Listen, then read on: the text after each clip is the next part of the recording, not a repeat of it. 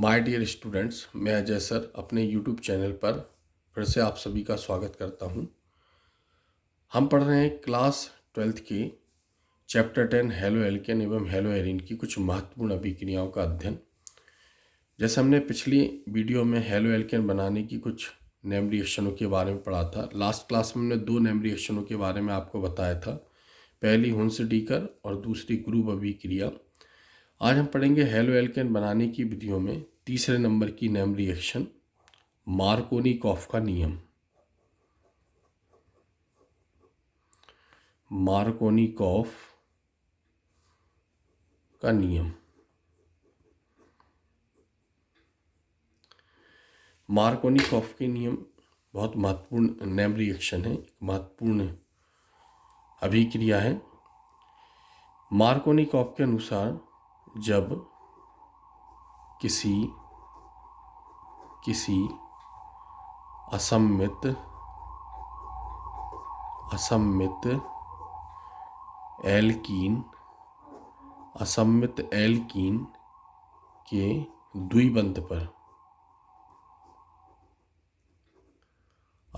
Alkene के द्विबंध पर halogen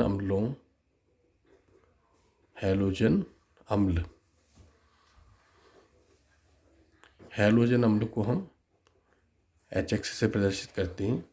halogen अम्ल का योग होता है तो इसका ऋणात्मक भाग, इसका मतलब हैलोजन अम्ल का, इसका ऋणात्मक भाग हम कह सकते हैं कि इसका ऋणात्मक भाग हैलोजन होता है। इसका ऋणात्मक भाग उस कार्बन से जुड़ता है, या कह सकते हैं योग होता है, जुड़ता है, जिस पर हाइड्रोजन की संख्या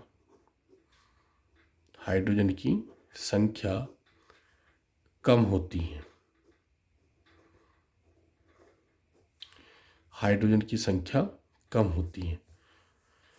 और हम ये भी लिख सकते हैं कि दूसरा धनात्मक भाग कम होती है, ये भी लिख सकते हैं, जबकि धनात्मक भाग मतलब हैलोजन का धनात्मक भाग दूसरे कार्बन से जुड़ता है,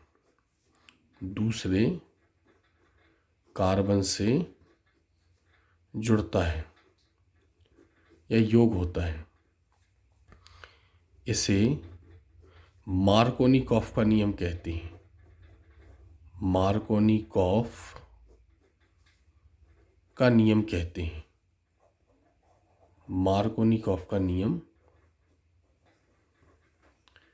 कहते हैं। एक बार इसे हम समझ लें। जब किसी असम्मित एल्कीन के बारे में भी हम समझेंगे। जब किसी असम्मित एल्कीन के द्विबंध मतलब डबल बॉन्ड पर हैलोजन अम्ल को HX से प्रदर्शित करते हैं। H के ऊपर धनावेश, X के ऊपर ऋणावेश होता है। हैलोजन अम्ल का योग होता है तो इसका ऋणात्मक भाग, इसका मतलब हैलोजन अम्ल का X वाला भाग यानी ऋणात्मक भाग उस कार्बन से मतलब असम्मित एल्कीन के द्विबंध के कार्बन से, यानी उस कार्बन से जुड़ता है जिस कार्बन पर हाइड्रोजन की संख्या कम होती है, जबकि धनात्मक भाग दूसरे कार्बन से जुड़ता है। इसे मार्कोनिकॉफ का नियम कहते हैं। इसमें हम एक पॉइंट ये भी नोट कर सकते हैं, हम इसमें कि जब क्रिया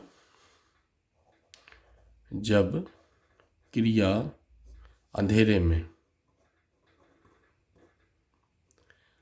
में या हम ये कह सकते हैं प्रकाश की अनुपस्थिति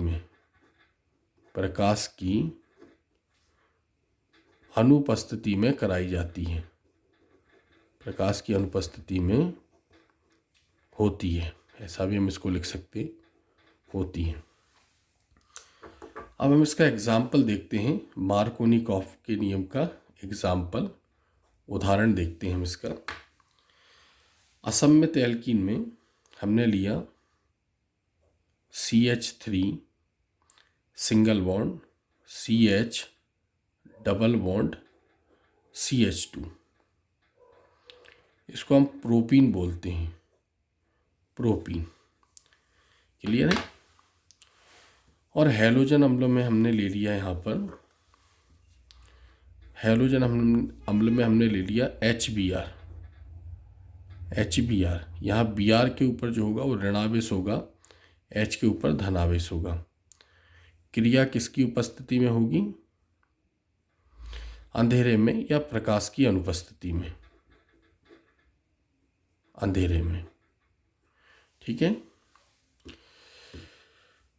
तो नियम ये है कि हैलोजन अम्ल का ऋण भाग डबल बॉन्ड यानी द्विबंध के उस कार्बन से जुड़ेगा जिस पर हाइड्रोजन की संख्या कम होगी।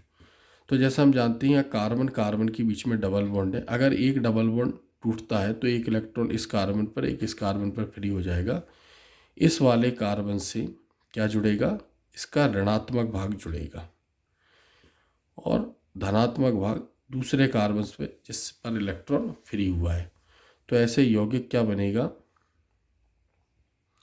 CH3 सिंगल बॉन्ड, CH, नीचे जोड़ देंगे हम इसके Br, और यहाँ पर CH2 से क्या हो जाएगा?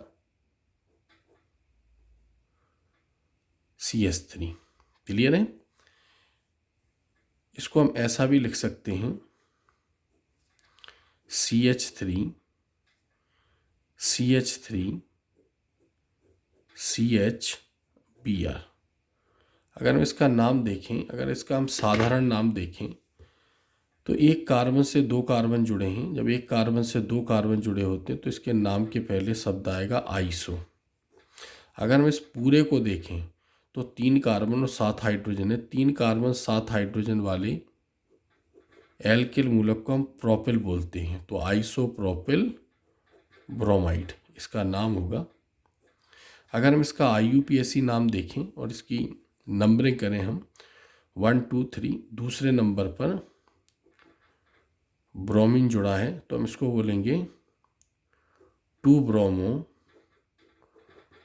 Bromo propane.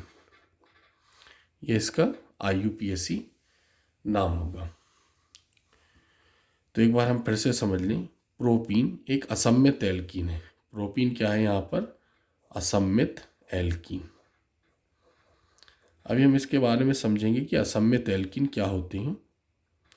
असममित एल्कीन, तो असममित एल्कीन के द्विबंध पर यानी डबल बॉन्ड पर जब हैलोजन अम्ल जैसे HBr जुड़ेगा तो इसका ऋणात्मक भाग उस कार्बन से जुड़ेगा डबल बॉन्ड के जिस पर हाइड्रोजन की संख्या कम है। जैसे इस कार्बन से एक हाइड्रोजन, इस कार्बन से 2 हाइड्रोजन जुड़े हुए।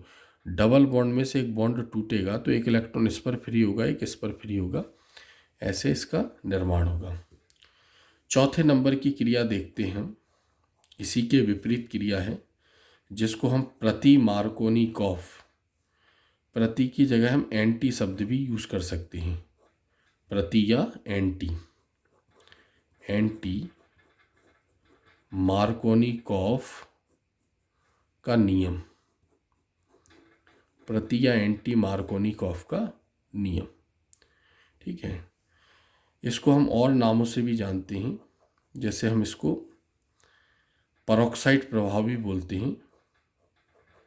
परऑक्साइड प्रभाव, या हम इसको खराश प्रभाव भी बोलते हैं। खराश प्रभाव। क्लियर है। चूंकि ये मार्कोनिकॉफ के नियम के विपरीत दिया गया था, इसलिए इसको हम प्रति मार्कोनिकॉफ का नियम या परऑक्साइड प्रभाव या इसको खराश प्रभाव भी कहते हैं। तो इसको हम पहले इसकी थ्योरी देखें। जब किसी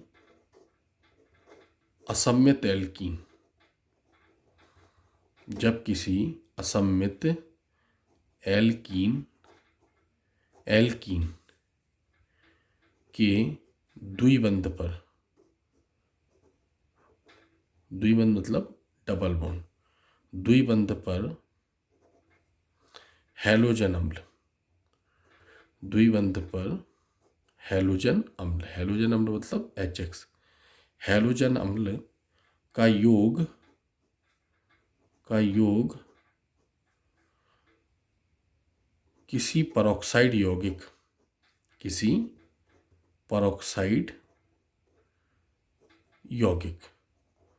मतलब ऑक्सीजन की अधिकता वाला यौगिक, किसी परऑक्साइड यौगिक या सूर्य के प्रकाश की उपस्थिति में, सूर्य के प्रकाश की उपस्थिति में योग होता है तो इसका मतलब हैलोजन अम्ल का, इसका ऋणात्मक भाग उस कार्बन से जुड़ता है, उस कार्बन से मतलब डबल बॉन्ड के कार्बन से, उस कार्बन से जुड़ता है जिस पर हाइड्रोजन की संख्या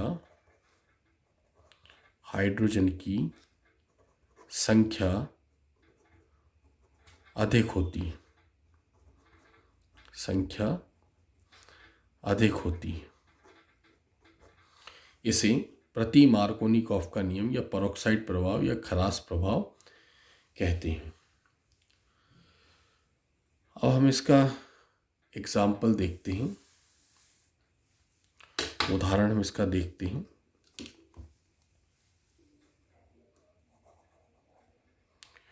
एज इट इज क्रिया है जैसे हमने ऊपर लिखी है।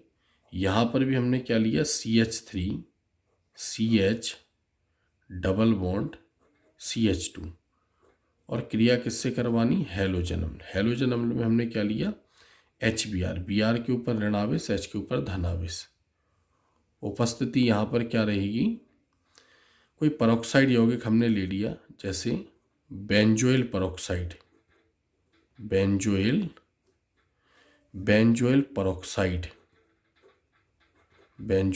परऑक्साइड।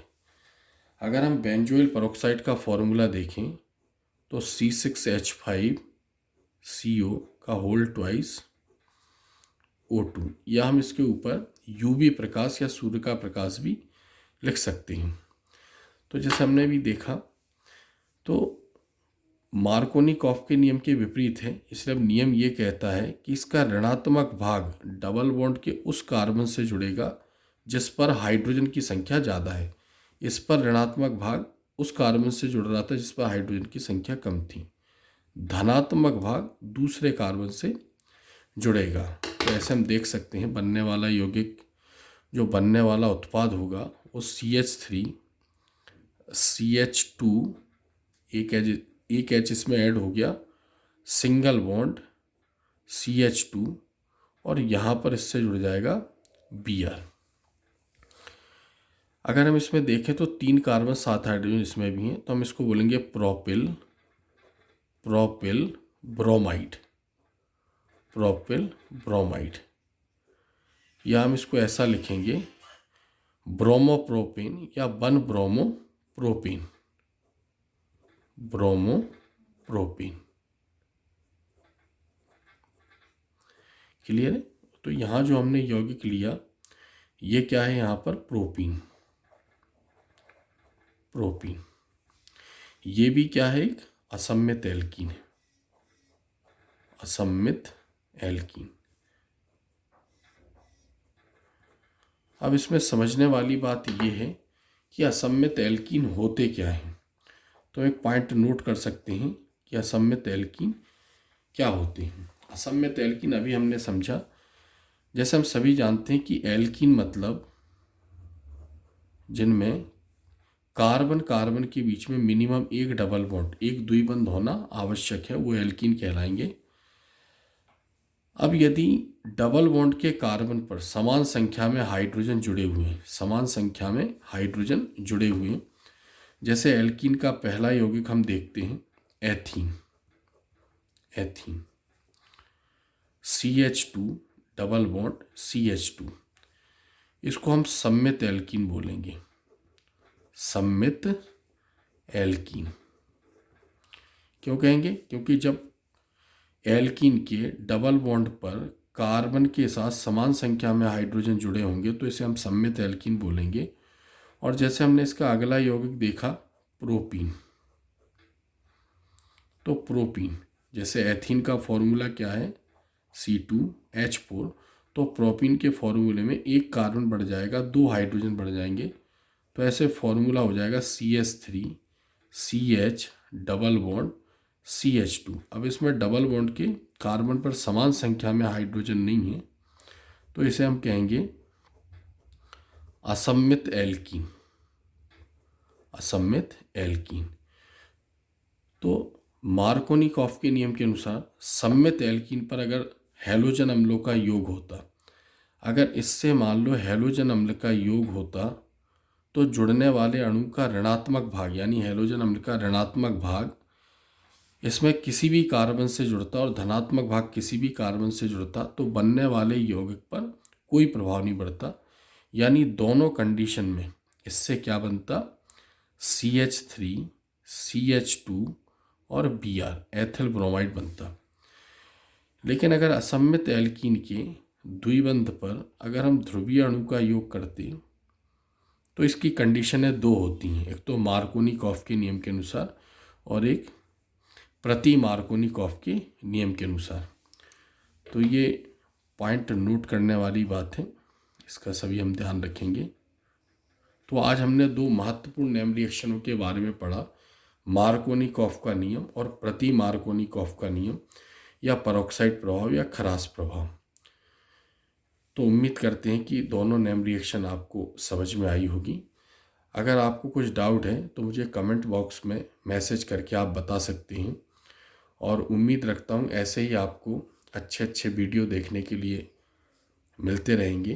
तो आप मुझे सब्सक्राइब करें और लगातार मेरे साथ बने रहें, ठीक है। मेरे नोटिफिकेशन को भी ऑन करें ताकि जो भी नया वीडियो अपलोड होगा उसका नोटिफिकेशन आपको मिल जाएगा। फिर हम नेक्स्ट अच्छी नेम रिएक्शनों के साथ फिर वापस लौटेंगे। धन्यवाद।